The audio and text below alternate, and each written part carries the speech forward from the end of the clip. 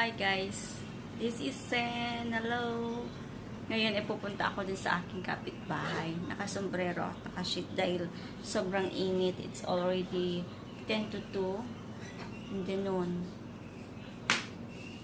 Si Israel. So, ito po tayo ngayon. Guys, tignan nyo. Sobrang init. Grabe. But I used to be the heat of summer. So, yan.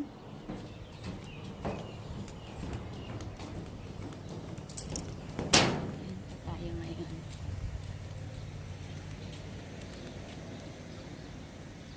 Yan. Kala ko hindi uma-under yung video ko.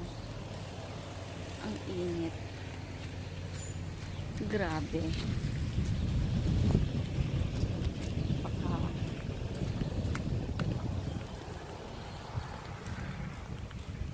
Simbat lilipat.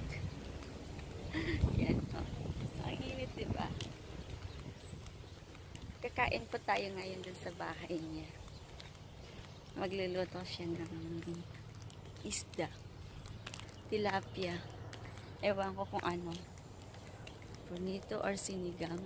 I think sinigang yata. Yan, kasi alam nyo guys, nakakalungkot din yung walang kasamang kakain. Kung mag-isa ka lang sa lamesa kakain. Ay, sinigang nga pala gagawin namin. I forgot. May dala-dala ako. Nagsabi pala siya ng sinigang. Yan. Shortcut na lang ako dahil nainit. At nakagugutom na rin ako. Ito yung medyo maganda ang ng aking trabaho dahil pwede akong mangapit bahay, but hindi naman lahat ng mga caregiver or let's say mita pellet sa Israel ginagawa ito. So hindi lahat, medyo maluwag lang ang aking trabaho at kaya nilwala kong isa, kaya makikain ako sa bahay niya. Here we go. Too hot. Very hot. Bale po, malapit na mag-winter season. Puputi ulit tayo. Diba?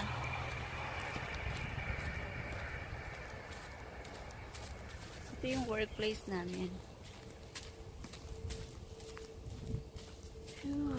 Grabe. Alam kung ilang degrees ngayon ang init. Nilinis dito. Nilinis yung harapan. Mag-New Year na kasi dito, kaya baka papagandahin. Yan. So, andito na po ako sa bahay niya. We're having a knock-knock. New Year. I don't know. Ito ngayon ang aming ulam. With rice. Yan. May pantapon.